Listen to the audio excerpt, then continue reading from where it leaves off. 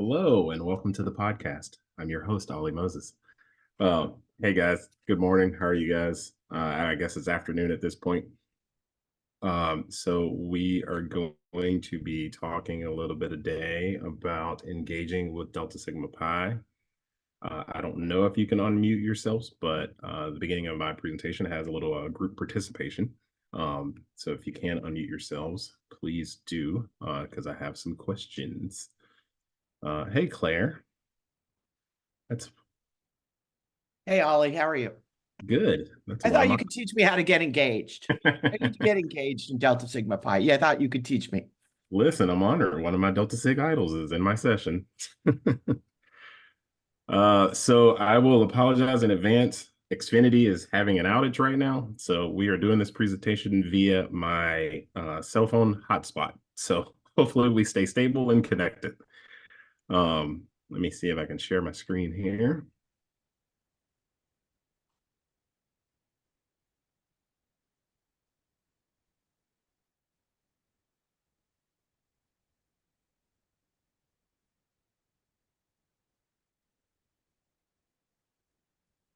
All right, can you guys see the presentation?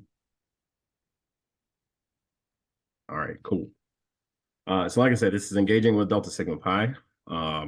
Vito mentioned something about the untraditional route. So I guess there's some stuff in here that we will talk about that are untraditional routes, or maybe areas that you didn't think about that we had for engagement and staying involved with Delta Sig.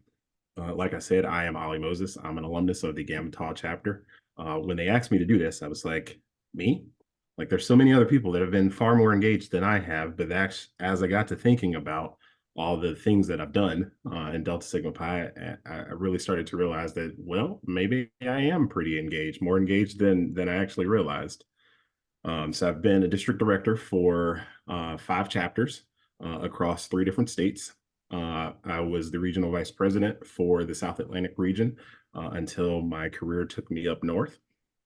I've been a part of the regional and national committees, several, uh, as well as startup groups, which were formerly known as colonies.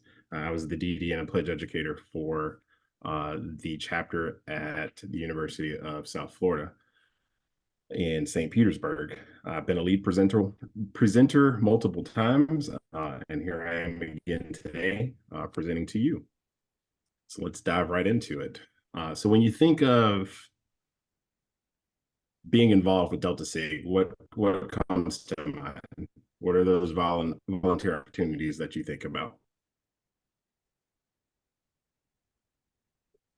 That was not rhetorical.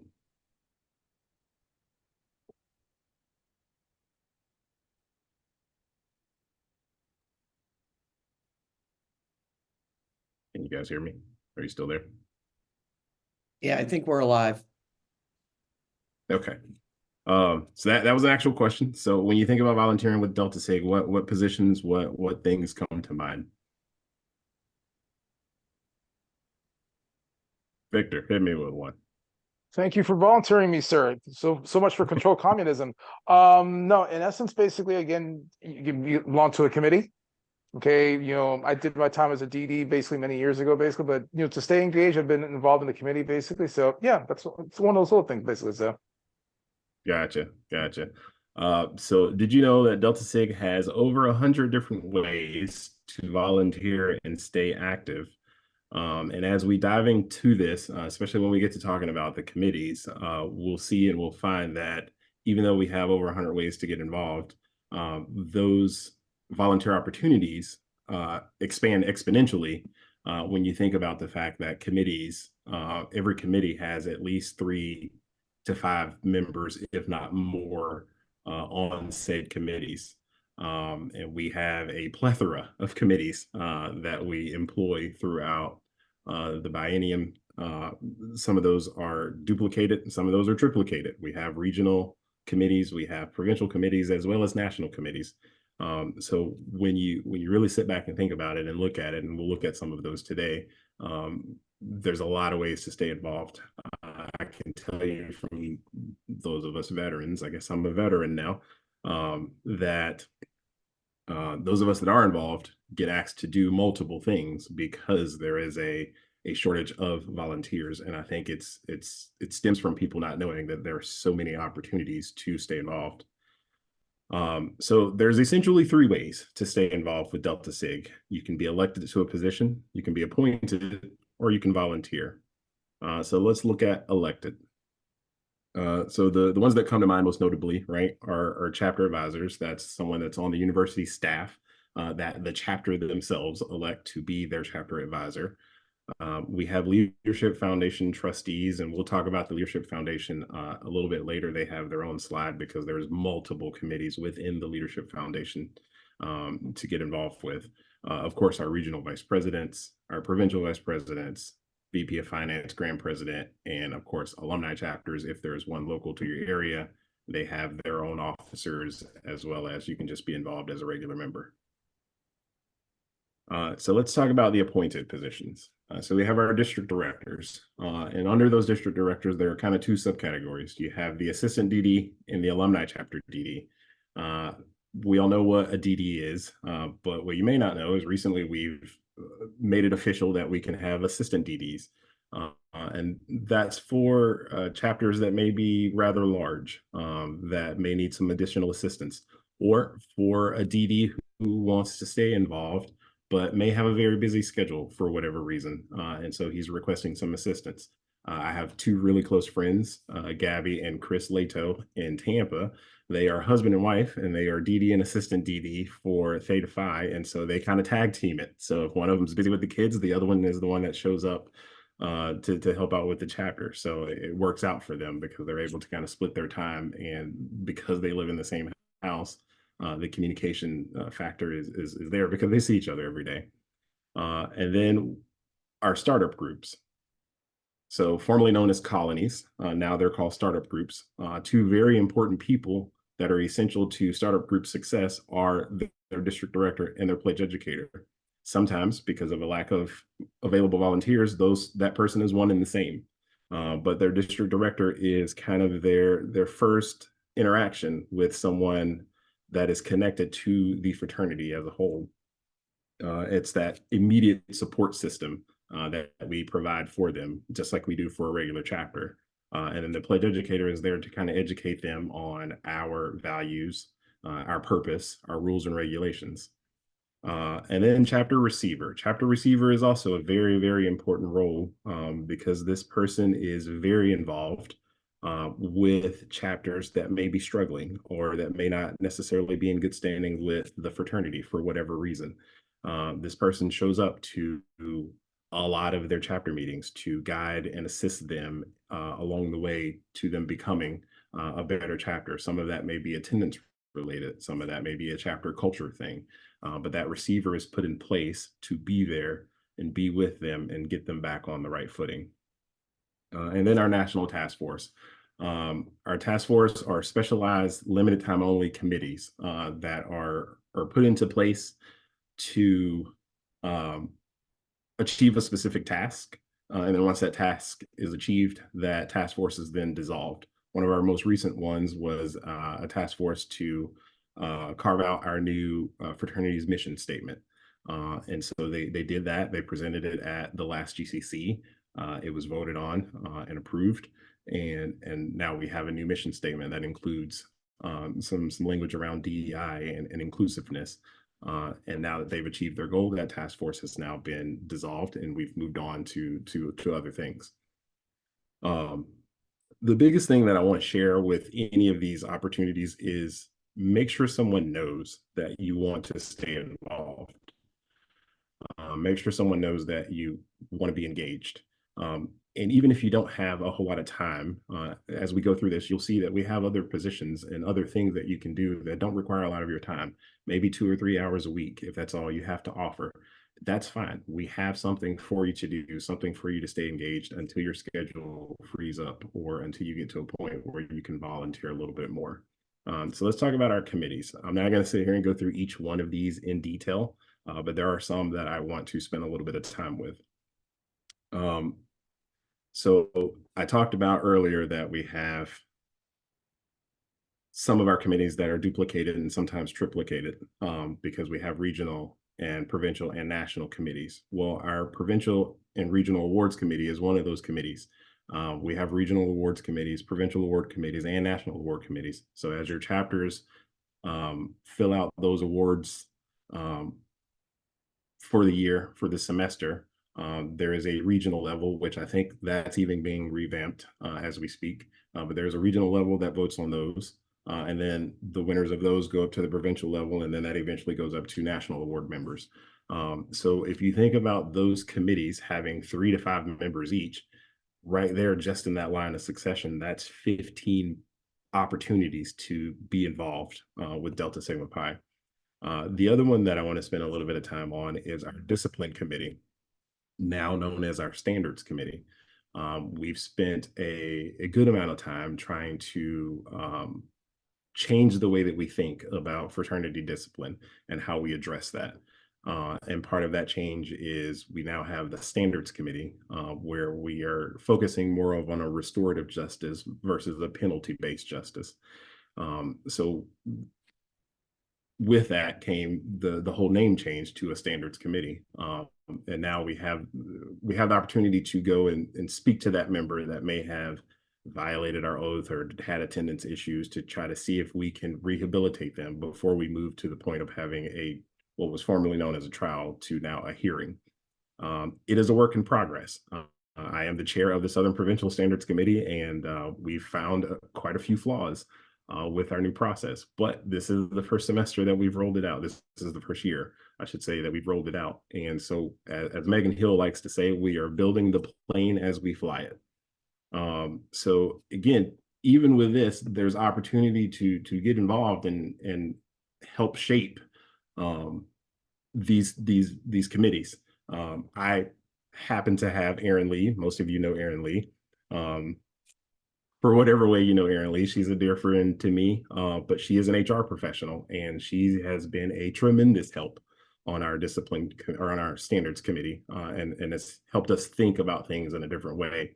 And from that, we have things that we're going to take back to the national fraternity or to the national committee and see if we can kind of revamp even more the way that we handle discipline within the fraternity. Any questions so far, or any position, any committee that you would like me to expound upon? Victor, you started your video. Does that mean you have a question? No. I just got back. I'm sorry about that. Welcome back.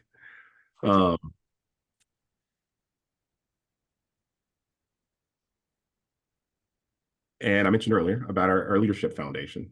So within the leadership foundation, we have several committees.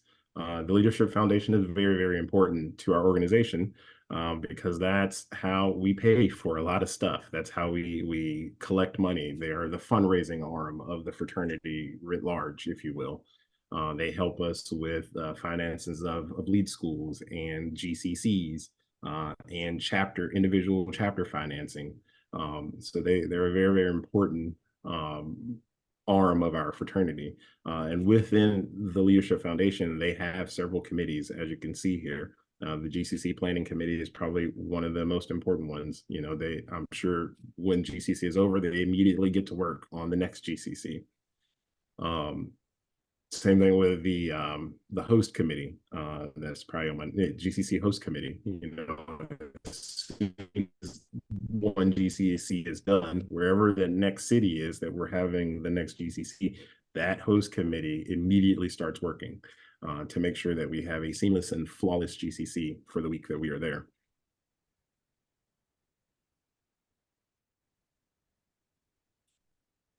So let's talk about some of our lesser known volunteer opportunities. And this is when I talked about that you may not necessarily have a whole lot of time to your schedule, but you want to stay involved and engage with Delta Sig. So you may not have the time to go to a chapter and be a district director. But there are other ways that you can volunteer. One of the most needed positions that we always have, because once you do it, sometimes you don't want to do it again, is a chapter bylaw and policy reviewer. We are always looking for people to review the over 216 plus chapters bylaws that get submitted to us every year. And we try to get as many volunteers as we can to help with that process. so that it's not, a handful of people that are reviewing, all 200 plus bylaws and policies. So if we have enough volunteers, then maybe you only have to review 5 or 10, at most. I was once a bylaw and policy reviewer. I actually learned a lot about our fraternity just from rereading our bylaws. And that's probably what kind of propelled me to being the chair of the standards committee for the Southern Province, because I'm pretty well versed in our laws and rules and regulations. Professional speaker, that requires very little of your time, a couple of hours on that chapter meeting night to go in and talk about your given profession, or that one thing in our professional field that you're passionate about. One that you may not think about is our lost alumni finder. We're always looking for alumni that have graduated and moved on. They didn't update their information in the hub, and we're looking for them. We want to know where they are and what they're doing and how they're doing, and how we can further assist them, but then also how they can give back to the fraternity, either with their time or with their money. And then we have our chapter financial reviewers. Every year, the chapters are required to have their P&L, if you will, reviewed by an outside person. And we're always looking for accountants and people that are available to review those finances, and to help them out whenever they have issues. This is also where your alumni chapters really come into play. If you have an active alumni chapter in your area, some alumni chapters, I know Atlanta is very involved with the collegiate chapters that are around them, and then there are others that may not necessarily be as involved, but it's another window and avenue for you to stay involved and help out the local collegiate chapters, so that when they become alumni, they also too stay involved. And a seminar presenter, kind of what we're doing here today. I love doing this. I love talking to my brothers, and especially those that are collegiates that are coming up in the business world. I always try to, anything that I do, especially when I go to my chapters that I'm DD for, I try to relate what they're doing to the actual business world and how it's preparing them for their professional careers. But being a presenter is one of those things. At some point, they will have to get up and give a presentation, and talk about things that pertain to their job. And so this is with Deltasig, these are at least your brothers who care about you, who want to see you succeed. So it's a good time to get involved and kind of hone those skills and hone that craft. And then at GCC, there are multiple opportunities to be involved just at GCC. You can be a moderator, you can be a runner, you can be a tabler, the community service table, the professional table, the leadership foundation table. They're always looking for volunteers to come in and help. I get asked every year, and I love doing it, but I can tell you that most of us that get asked to do multiple jobs, we would love to be asked to do maybe a few less, because we have other brothers that want to be involved and are available to be involved. So the even lesser known opportunities that are available out there, we have people that contribute to the articles that go into the Deltasig magazine, graphic design contributors. If graphic design is your thing, please reach out to us and show us what you got. We're always looking for good people that are good with the technology that we use. Video contributors, fraternity photo catalogers, history researchers, magazine catalogers, subject matter experts. If Eddie, he's a lawyer. He started out as a business major and then he became a lawyer. He's a subject matter expert in his field. I tend to always I'm in the hotel business. I'm a hotelier. I'm a general manager, and it's not a very common degree that people engage in. So anytime I go to a national event and there is a hospitality management major or a tourism management major, somebody somewhere comes and finds me, or I get tagged on Facebook like, hey, reach out to Ollie if you. So I always end up talking to the one or two, hospitality majors that are seeking advice and want some input on to how to enter the industry and do well at their chosen field. So even just that, has a significant impact on the individuals around you. So it may not even be in an official capacity, but you're engaging, you're staying involved, and you are helping those around you become better brothers. Um, I went over this presentation several times, and there was no way that I could get 50 minutes out of it. We are nearing the end of my presentation. Does anybody have any questions, any input? Claire, you've been involved way more than I have. Is there anything that you feel like we need to point out? Anything that we're missing about your involvement with Deltasig? Um, you know, I think that I'm kind of a poster child for the idea that you can do different things along the way. Um, I started off as a district director when I was a young alumni, and then I went through the traditional, what we would probably consider to be the more traditional route. But since then, in the almost 20 years since I've not been on the board anymore, um, I've done a lot of task forces and now I'm currently the National Professional Development Committee chair. So I think there's lots of ways to stay involved, and which is good. So I think somebody has their hand up, Ollie. Oh, who we got? I think that's the Oh, is that just a is that just someone who's yeah. keeping an eye on us? No, I was no, that's me. I was one common question I get from my undergrads is Oh, how like basically how should they go about looking for these positions? Like we can like where do they start basically? So my biggest thing is communicate. Let someone know that you want to be involved. I mean, our network is massive, right? And there's no way that we can keep up with every single collegiate and every single alumni and know what their intentions are. So as you graduate, as you move into alumni status, talk to your DD, talk to your regional vice president, your PVP, whatever that contact is that or a current active alumni brother, and let them know that you want to be active. Talk to them about what you're passionate about.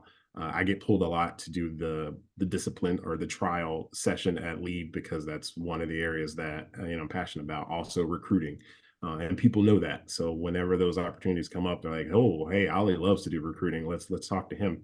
But let someone know that you want to be involved. Let someone know that you want to stay active, and and that's probably the easiest way because then the next time that comes up, they're going to remember your name. They're going to, oh, there was that one kid from whatever chapter. My on the discipline committee that I'm on. I reached out to all the RVPs. I was like, hey, I would love at least one person from each one of your regions to be on the discipline committee with me. And I had one RVP like immediately give me a name.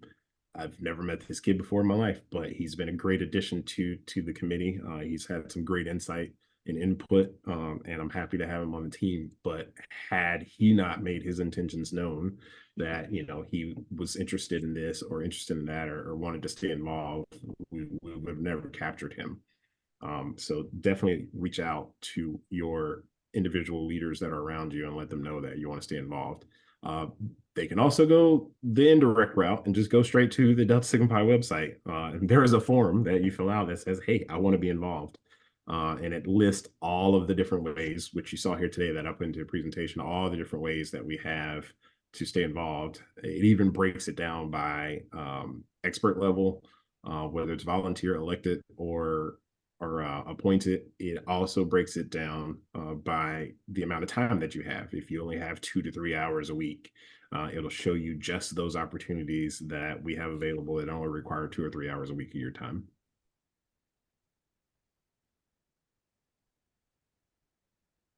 Great question. Yeah, another question for you. What are some of the non-volunteer ways for a brother to stay engaged? I know the answer to this question. I'm just making conversation, man. Well, what's your answer to this question? What's my oh now you're gonna flip it on me, Ollie? Uh, I guess if you live near an alumni chapter, that's the best way to reach out and connect with folk. Uh, if possible, I don't know if there's a policy around this, but I guess reaching out to a local collegiate chapter or one that you might be near for business or whatever to see if they have an event going on, like an alumni event or something that people could, attend. Yeah. And if there is not an alumni chapter, or because we live in 2024 and commuting in major cities and hosting events is hard, speaking as an alumni chapter president, get online and try to find people in your area or try to do something virtually with them or try to see if there's a way to have that brotherhood aspect, even if you can't make an alumni chapter event or something like that. I think it's we found in the pandemic there's a lot of people that want to have that brotherhood feeling, but we don't have the best avenues of being able to have it without volunteering our time, which is important, but trying to, if there's not an opportunity to have a brotherly event, you make that opportunity within the realms of the risk management policy, of course. Yeah. I mean, FRAC is a perfect example of that, right? If you live in, I think when we first started, it was the Fairbanks remote alumni chapter. It was the most remote place that you could be and be a brother, not have any other brothers around you. So like that this is a perfect example of that, get involved with FRAC and build that connection with brothers. And here we are, having a virtual alumni panel. Yeah, that was an excellent answer to your own question. Thank you. I ask it on behalf of others who aren't here to ask. Yeah, for sure. For sure.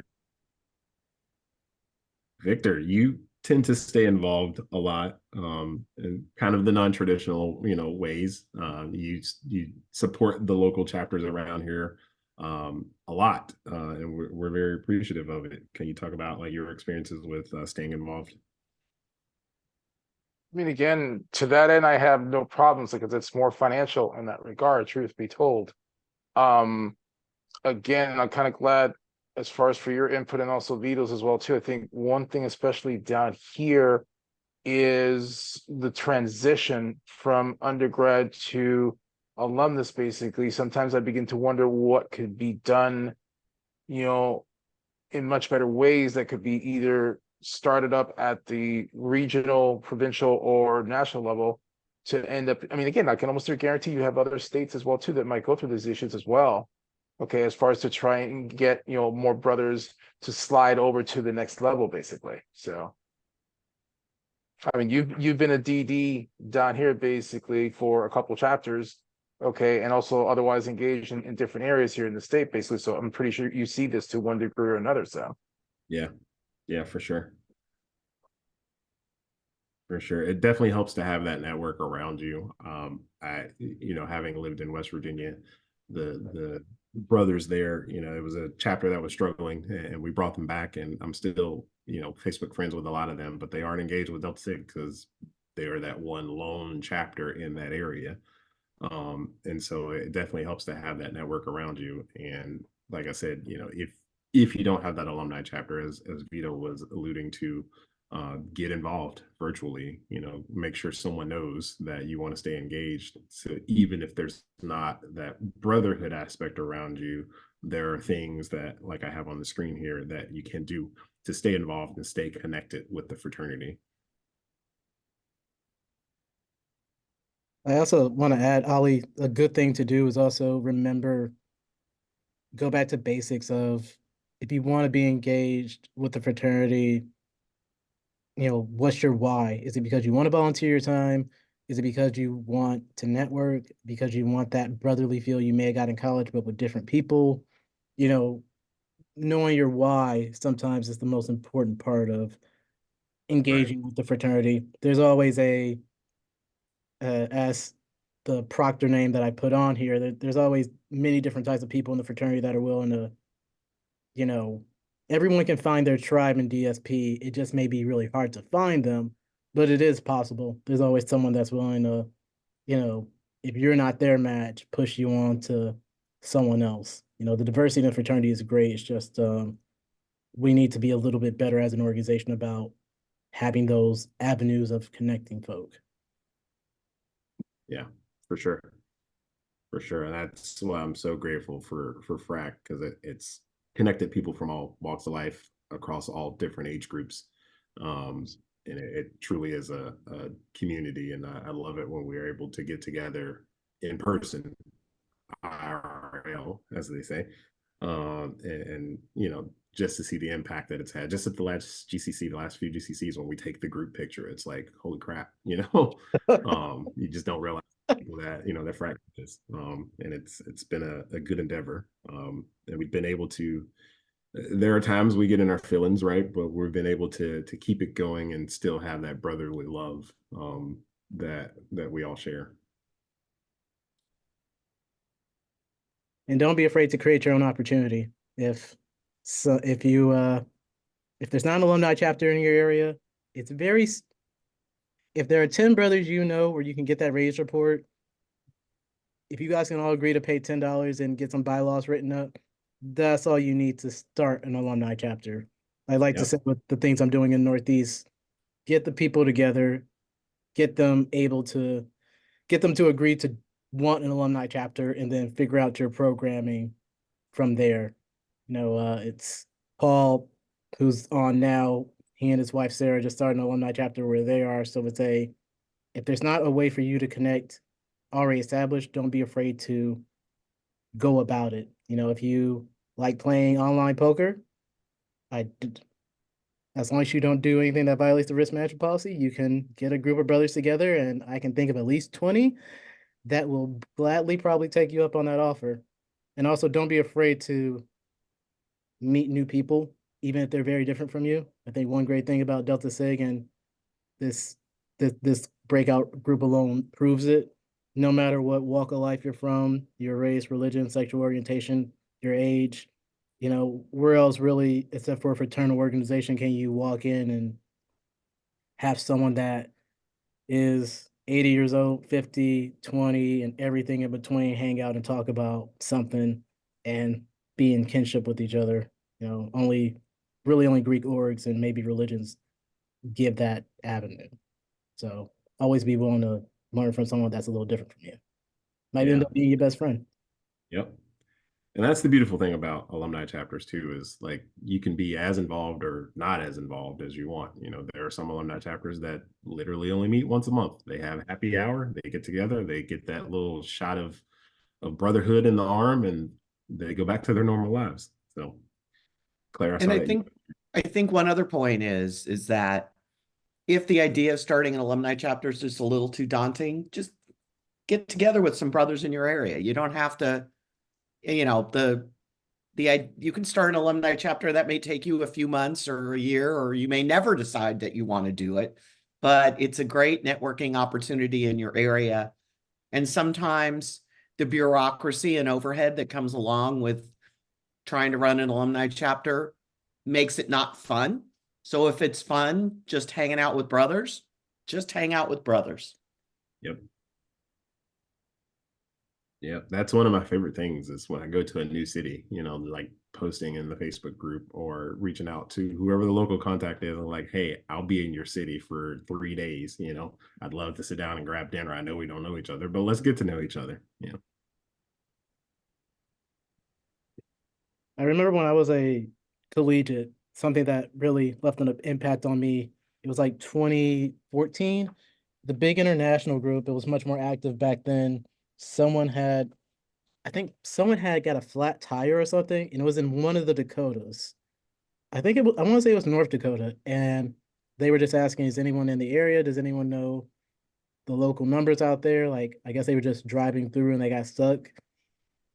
You know, I kind of just like, as a young kid, just felt like bad for them. I wake up the next day and a bunch of brothers who I even now know do not live anywhere near North Dakota, don't even live in that province, work together to find people who they knew personally that weren't fraternal to help that brother out and get them on their merry way. And it's as you've said before, there's the bureaucracy, there's sometimes the politics, and we get in our feelings sometimes. But going back to that core thing of us being brothers, which doesn't make us a club, and that you know, you start at that basic. It's amazing to see.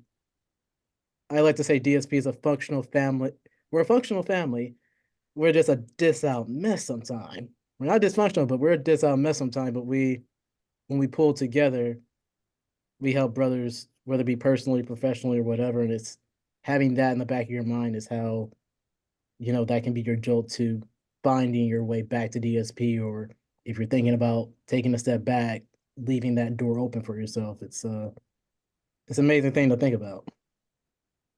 Yeah, our network is massive, and it's it's small, but it's also massive. You can get connected very easily with someone if you just by sending a message, like you said. So yeah, that's why I do this. That's why I love this fraternity. That's why I continue to be involved. You know, when it's funny because you know I'll get a new job or get a new boss and be like, oh yeah, I'm going to my fraternity's regional conference, and they kind of gave me a look like, how long have you been out of school? And so I have to go and explain, like it's a business fraternity, it's a brotherhood. Here's what I do with the fraternity, and then they kind of get it. But that's the reason that I stay involved, is because it's had a significant impact on me, and I see the impact that it's had on people that I've come in contact with, that have come up, through the ranks as a collegiate and now entering the business world, so. And Ollie, if you get that kind of reaction from your boss, imagine through the years what kind of reaction I got from my various bosses at various companies as I went through to explain to them that I belong to a fraternity. Well, one, that I belong to a fraternity. But yeah, I think that one of the things that I think that we've been looking at, certainly in the professional development committee and some of the other things at the national level, is opportunities to keep people engaged. And, as you talked about, presenters and offering a program for helping people get certified as a session facilitator, which is something that they can then use in their professional career. Because it's not just, it'll make them a better volunteer, but it will make them a better professional. And so if we can, talk about what does alumni engagement mean, and how do we continue to give members an opportunity to stay engaged actively in the fraternity. And, as you go through your life, different phases of life. I mean, there was a part in, about 7 or 8 years out of college where I wanted to take a break and took a break, but it was really hard to get back into it later. And how do we support people who, are moving through their career, moving through their personal, have kids, but we want them to be able to stay engaged at some level. So that's definitely something that the organization needs to continue to challenge ourselves to do, and different ways to engage. So I think I'd say that, we're far from perfect, but at this point, we're having those conversations certainly more often and in a more thoughtful way than we have in the time that I've been in the fraternity, which is sort of a long time at this point. Claire, Ollie, I have a question for you guys, since obviously I'm a younger brother on the chat. Do you feel like something I thought about, like with being an elk, is the Elks got into a mentality where they were always asking people to be officers and to do this, that, and the third for the lodge, because we have a building. There's a lot of stuff we have to do, but we're still a nonprofit, so we have very few employees. And something in the past few years, even with people of my generation and the generation after me,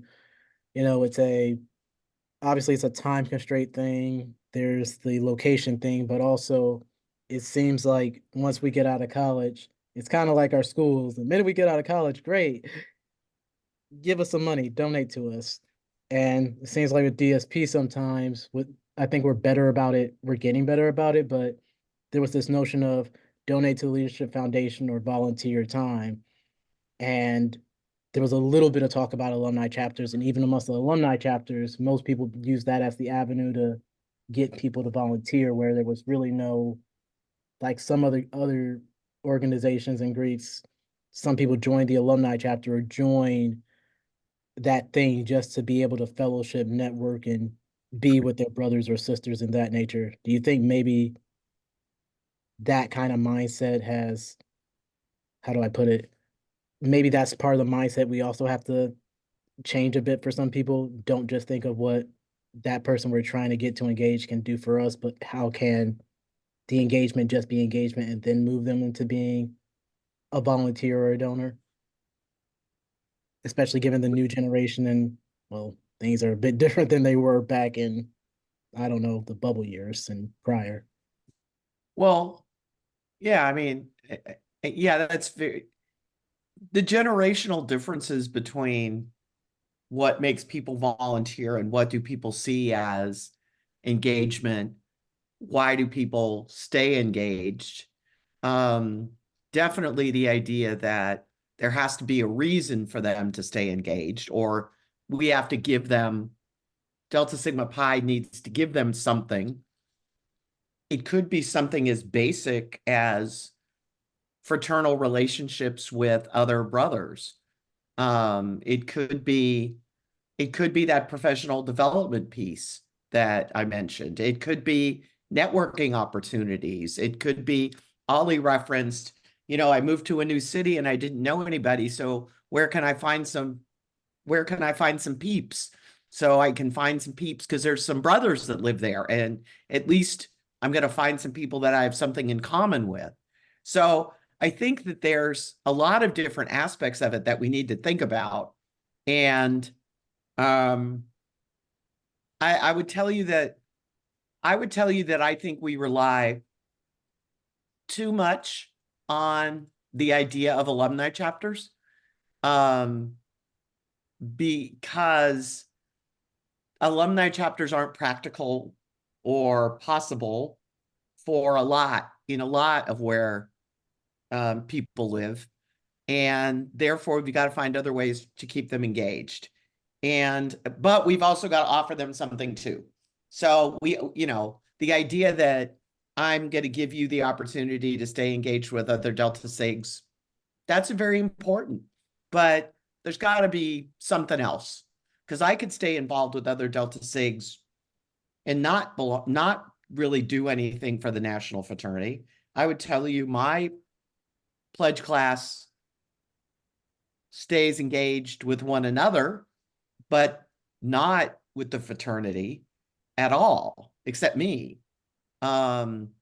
Just, last weekend, the guy that was president of the chapter when I was initiated came, and he and his son came and stayed overnight with Mark and me. And he doesn't, he and I have been friends for 45 years. But he's not in touch with, he talks about Delta Sig in very positive and what it did for him aspects, but he's not engaged with the fraternity. And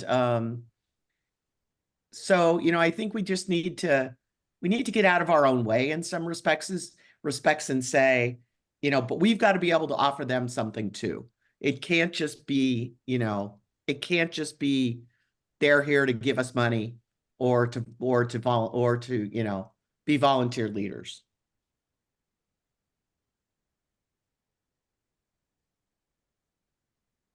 Yeah, agreed. Like there's no perfect solution, right? Because we all have different walks of life and different things that we're getting into. And I was fortunate enough to have a job that allowed me to have some time and space and opportunities, and move to cities where there was a large network. But when I moved to West Virginia, that network wasn't there. I had to go find that network. Even the chapter that I was DD for was over an hour and a half away. So it wasn't even practical for me to, granted they were college kids, but it wasn't even practical for me to hang out with them because they were so far away. So I had to manage my expectations on, what my network would be.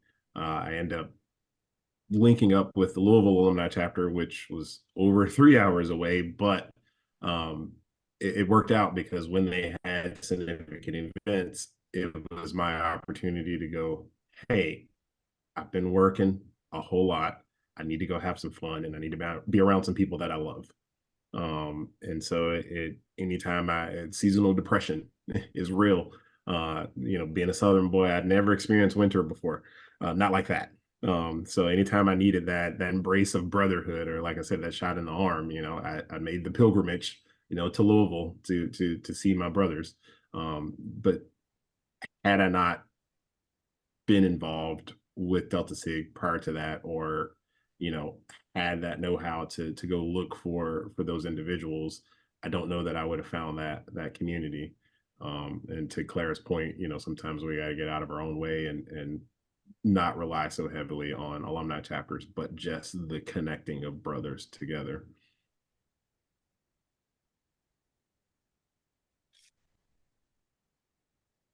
Good stuff.